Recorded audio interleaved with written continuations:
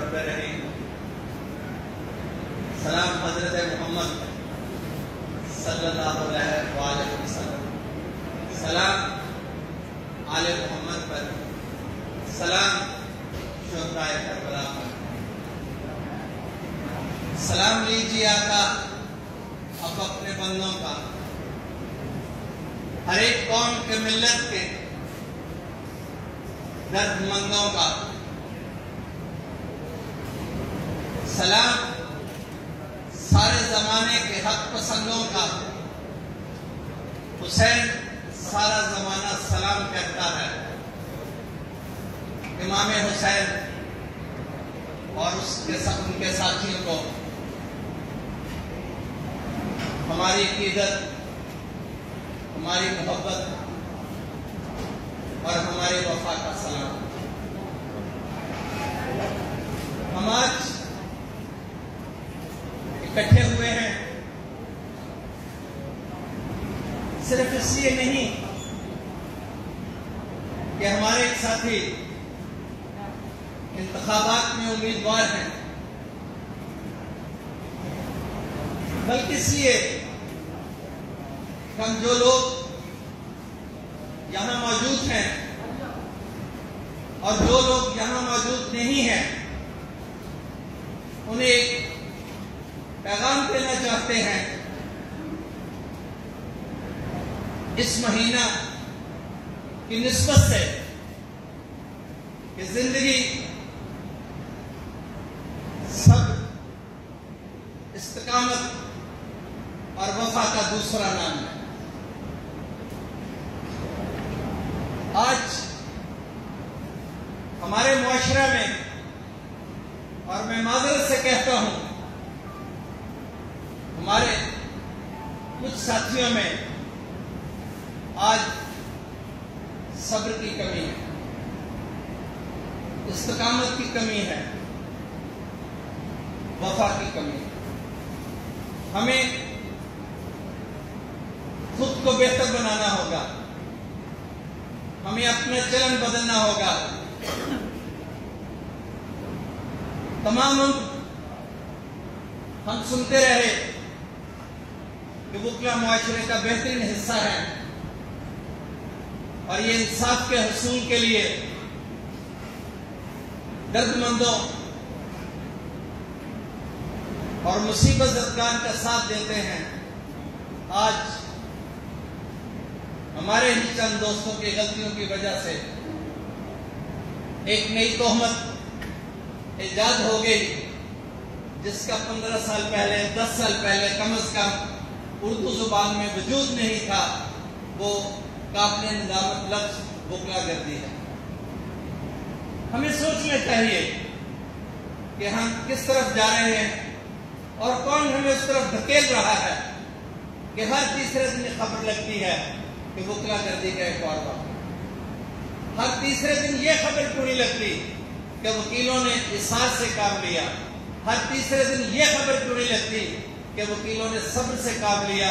ہر تیسرے دن یہ خبر کیوں نہیں لگتی کہ وکلا اپنے موقف پر قائم ہے لیکن مقاصد کے حصول کے لیے ان کا طریقہ کار آئینی ہے اور اخلاق کے ضابطوں کے مطابق ہے. ہمارا یہ پیغام سب دوستوں کے لیے ہے کہ جی خوش آمدید، بار کی سیاست کریں. ہر شخص کو بار کے انتخابات میں حصہ لینے کا حق ہے، ہر شخص کو بار کو لیڈ کرنے کا حق ہے، لیکن پلیز بار کو لیڈ کریں، بار کو مس لیڈ نہیں کریں. میرے دوستوں، ساتھیوں، بزرگوں، میں بھی تھوڑا سا بزرگی ہوں لیکن پھر بھی بٹو صاحب موجود ہے، میں لبرٹی لے لیتا ہوں. آپ سب بالخصوص نوجوانوں سے میری التماس ہے کہ آپ اپنے ساتھیوں کو بتائیں کہ حصول مقاصد کے لیے عدالتوں کو تالے لگانا، ججز کو کورٹ سے اٹھانا مسئلے کا حل نہیں. آپ کا مقصد حصول انصاف میں معاونت فراہم کرنا ہے اور اس کا بہترین ذریعہ قانون نے آپ کو دیا ہے. وہ آپ کے بمطابق قانون وہ دلائل ہیں جن کی بنیاد پہ آپ عدالت کو ایک منصفانہ فیصلہ کی طرف مائل کر سکتے ہیں۔ ناانصافی کے لیے کوئی بھی راستہ، کوئی بھی طریقہ ناانصافی پر ہی منتج ہوتا ہے، اور ناانصافی کسی بھی معاشرے کو برباد کرنے کے لیے کافی ہے۔ ناانصافی کو محسوس کیجئے، اس کے خاتمے کے لیے جدوجہد کیجئے، لیکن ناانصافی سے ختم نہیں ہوگی، ناانصافی انصاف سے ختم ہوگی۔ مارٹن لوتھر کنگ نے کہا تھا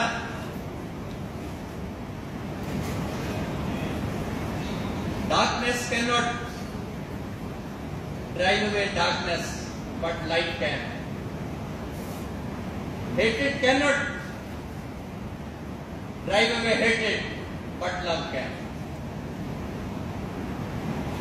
جہالت کے خلاف جنگ جہالت سے نہیں، علم سے لڑیں۔ تاریکی کے خلاف جنگ تاریکی سے نہیں، روشنی سے لڑیں۔ اور آپ کے پاس روشنی علم کی ہے، اور وہ علم جو علم قانون کہلاتا ہے۔ امیدوار بننا سب کا حق ہے، ووٹ طلب کرنا سب کا حق ہے، لیکن میں سب دوستوں سے گزارش کرتا ہوں کہ یہ جمہوری عمل ہے، اس میں بڑھ کر کے حصہ لیں، پوری کاوش کریں، لیکن اس صحیح میں اخلاقی اقدار کو پامال نہیں کریں۔ آپ حق و انصاف کے علمبردار ہیں، آپ ذرا سوچئے تو صحیح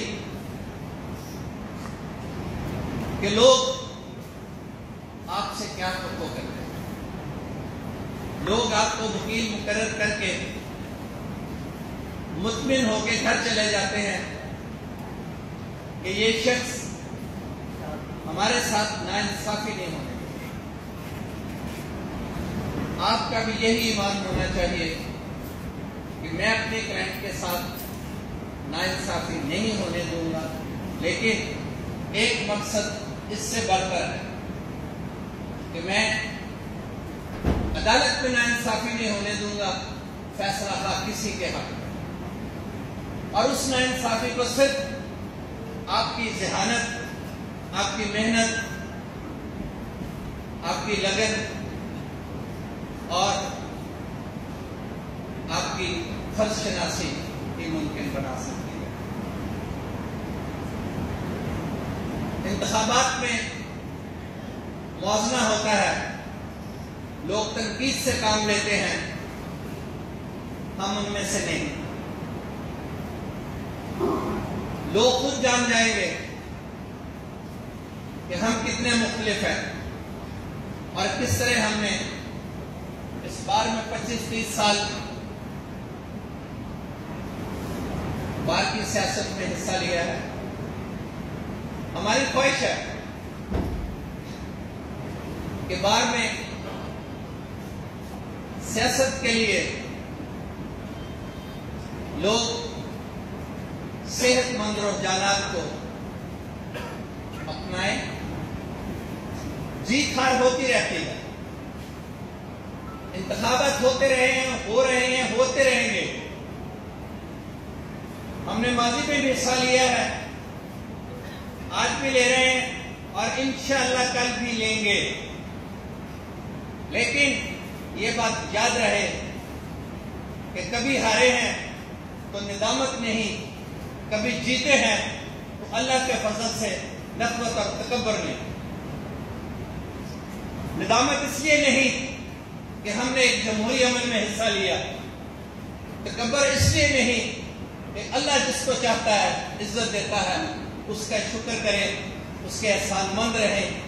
بار کا عہدہ ایک ذمہ داری ہے، کوئی ایسی پروموشن نہیں ہے کہ آپ دوسروں سے برتر یا بہتر بنا دیے گئے ہیں۔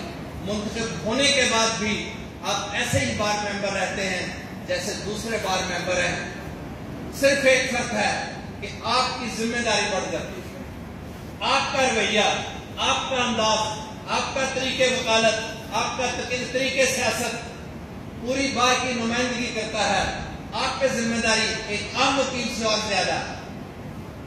اگر آپ نامناسب رویہ اختیار کریں گے عہدیدار ہو کے تو یہ سمجھا جائے گا کہ یہ ساری بار یہ چاہ رہی ہے، حالانکہ ایسا ہو سکتا ہے نہ ہو، اور وہ عہدیدار کی اپنی سوچ ہو.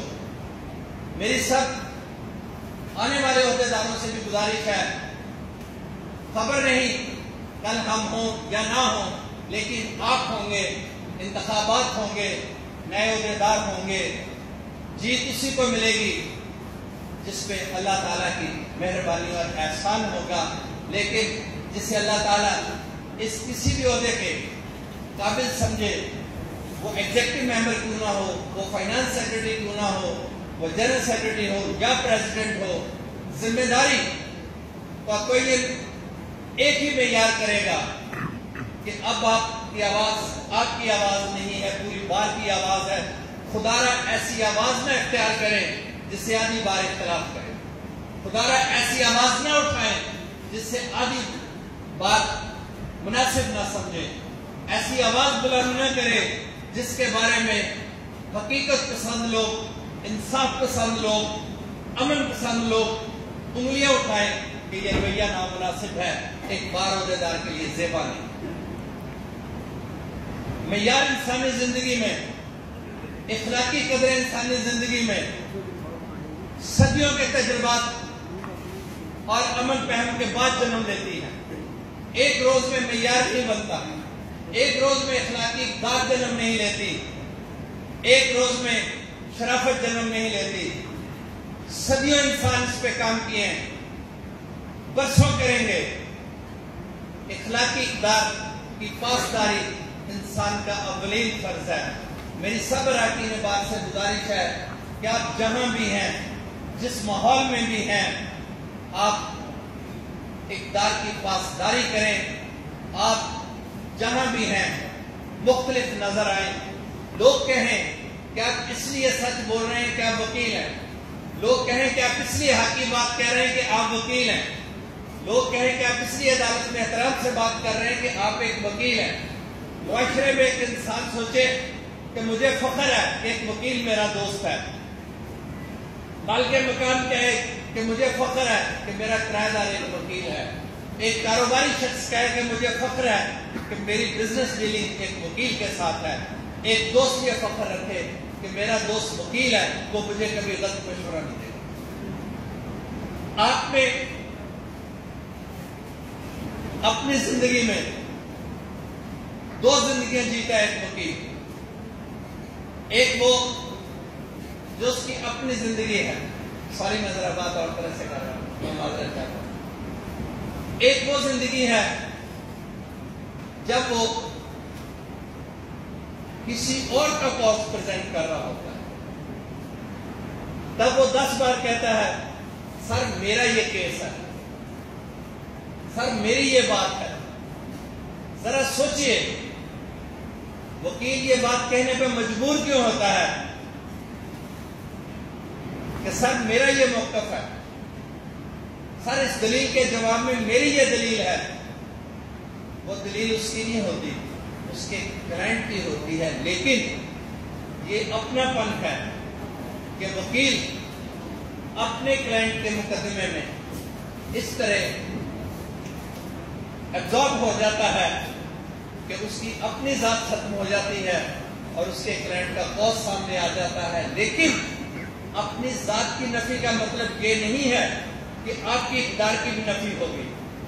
آپ کی ذات کی نفی کا مطلب یہ نہیں ہے کہ آپ کے معیار کی بھی نفی ہو گئی.